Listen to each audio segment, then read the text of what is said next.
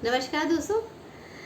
वादे के मुताबिक मैं फिर से हाजिर हूँ आपके पास कहानी प्यार का अकाउंट लेकर। जिन्होंने प्यार के अकाउंट की पहली किश्त नहीं सुनी है वो ज़रूर इस किश्त को सुन लें, जिससे कि वो इस कहानी से बेगाने ना रहें और कहानी उनसे। तो शुरू करते हैं नेहा और ललित की ज़िंदगी के कुछ पन्ने पलटने की।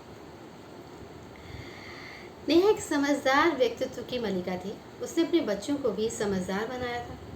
बेटी को उसका ये राज पता था और वो मन ही मन डरी हुई थी कि कहीं पापा सच में माँ की कमी को पूरा करने के लिए किसी और को ही न ढूंढ लाएं, क्योंकि अब उनको कोई चाहिए था माँ जैसा।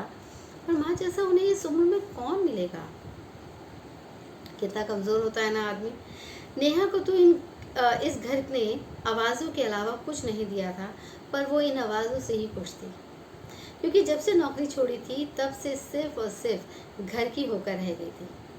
सबने बहुत भड़काया, उकसाया, मनाया, पर नेहा ने कभी अपना घर, अपने बच्चे, अपनी जिम्मेदारियां नहीं छोड़ी थी। ऐसी पत्नी के होते हुए ललित बाहर की ओर झांक रहा था कि कोई उसे स्पेशल पैम्पर करने के लिए हो। नेहा ने तो आज तक कभी सोचा ही नहीं था कि कोई उसे पैम्पर करे। नेहा घर की उलझनों में उलझी अपने पति को अपने से दूर जाता देख रही थी, तो उसने ही ये जुगत लगाई और फिर से अपने पति को अपने पास खींच कर ले आई। चाहती तो वो नेहा के पास ही लाना थी। कोशिश भी की थी, पर ललित के तेवर उतरने का नाम ही नहीं ले रहे थे। वो नेहा के प्यार को, उसके पैम्पर को अपने जले हुए शब्दों में जला देता। कहता, या तुम ये अपना दिखावा ना अपने पास ही रखो। तुम ना मेरे थी ना हो। मैं इस बिस्तर पर आज तक अपने साथी को ढूंढता आया हूँ, पर वो मुझे कभी मिली ही नहीं। तो इस घर की होकर रहो, मेरे पास आने की कोशिश भी मत कर लेना। पर नेहा ने कभी पलट कर नहीं कहा कि यार ये सब तुम्हारा ही तो है जिसे मैं संभाल रही हूँ। कह दो एक बार कि इसे छोड़ छाड़ कर मेरे पास आ जाओ तो देखो मैं कैसे नहीं आऊँगी। इतना प्रैक्टिकल था ललित। वो जानता था नेहा इस घर की धुरी है। जो इतना स्मार्ट बनकर ऑफिस चला जाता है ना, बिना किसी टेंशन के टूर कर आता है ना, घर में ना उसे पिताजी की चिंता है, ना माँ की चिंता है, ना शिखर और शाइला की। और रिश्तेदारों को तो नेहा ने बहुत ही प्यार से संभाला हुआ है। उसके ऑफिस में सभी यही कहते थे कि यही बंदा है जो ऑफिस आकर घर, रिश्तेदारों, बीवी के रोने नहीं रोता, और इसका सारा क्रेडिट नेहा को जाता है। पर जब सब सही चल रहा हो ना कहीं ऐप जगह लेने की कोशिश करते हैं। ललित को अपनी खुशियाँ शेयर करने के लिए कोई चाहिए था। कोई ऐसा चाहिए था जिसे वो सब दे सके जो उसे अच्छा लगता है।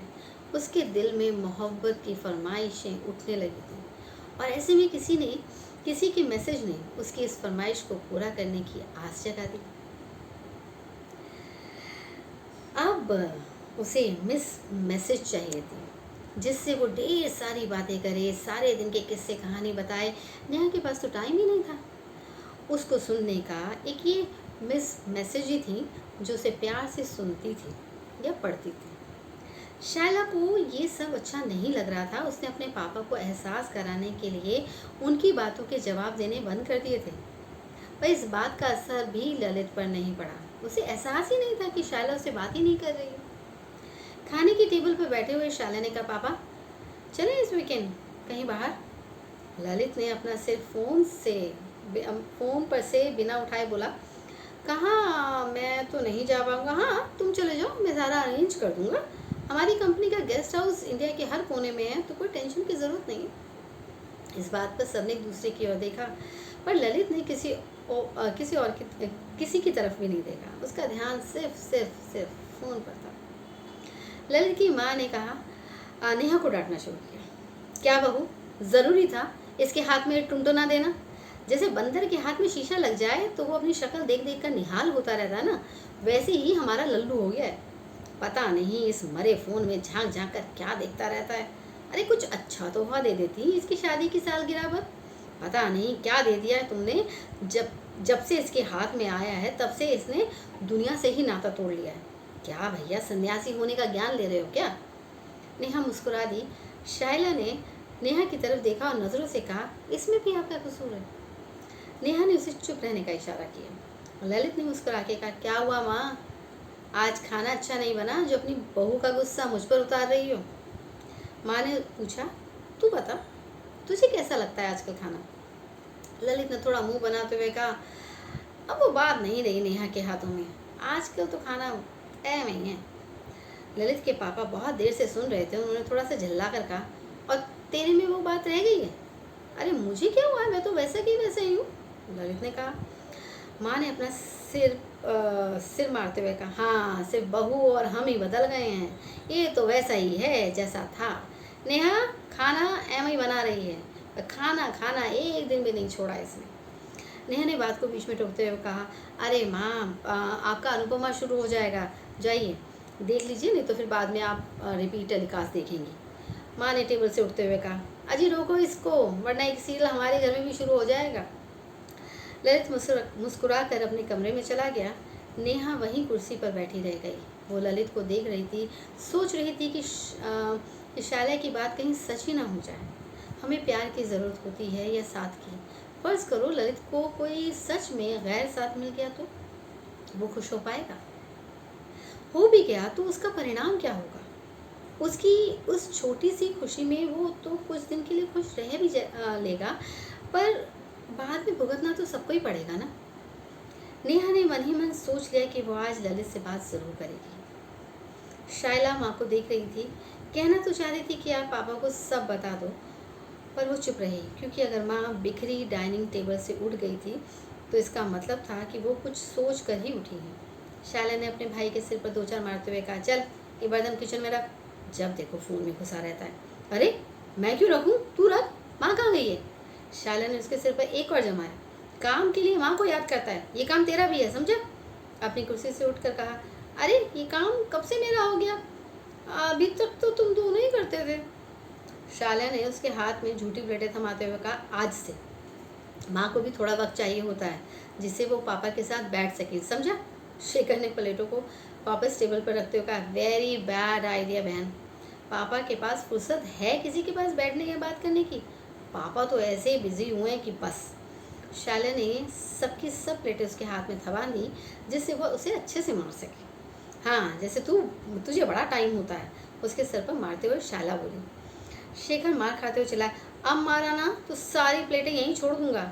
शायला ने हंसकर कहा, फिर तो तू माँ और दादी से भी पिटेगा। शेखर ने प्लेट्स किचन में रखना ही अपनी भलाई समझी। आज नेहा अपने कमरे में 9 बजे ही थी।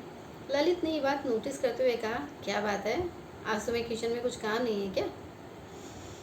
नेहा ने अपने हाथों में क्रीम मलते हुए कहा, हाँ, माँ ने कहा कि लल्लू को हमारे हाथ का खाना पसंद नहीं आ रहा है, तो बेचारा ऑफिस में मन मार के खाता होगा, तो सुबह के खाने की तैयारी में टाइम वेस्ट क्यों कर रही हो? तो सोचा आज तुम्हारे साथ थोड़ा सा टाइम यूटिलाइज ही कर लिया जाए। अरे ये क्या बात हुई, खान तो ले ही जाऊंगा ना, अच्छा हो या बुरा हो, वैसे ही हूँ, ऑफिस में तुम्हारे हाथ का खाना सबको पसंद आता है। ललित ने बात घुमाने की कोशिश की, बस आपका ही टेस्ट बदल गया है। नेहा ने उसकी आंखों में झांकते हुए कहा, किसी और के हाथ का खाना खाने लगे हो क्या, पागल हो गई हो क्या? ललित ने अपने फ़ोन में झांकते हुए कहा। नेहा ने इस बात का जवाब नहीं दिया। उसके फ़ोन पर निगाह डालते हुए कहा, इतनी मोहब्बत अपने फ़ोन से? कौन है जिससे तुम दिन रात बातें करते हो?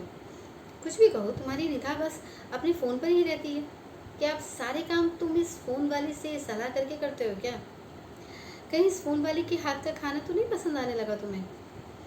ललित जब सच नहीं बोल पाता था तब उसकी आंखें फैलकर कनपटी तक आ जाती थी। तुम मुझ पर शक कर रही हो नेहा? ललित, मैंने तुम्हारे सारे मैसेजेस पढ़े हैं। नेहा बिना कोई भूमिका बनाए इस बात को कह चुकी थी। ये सुनकर ललित का मुंह खुला का खुला रह गया।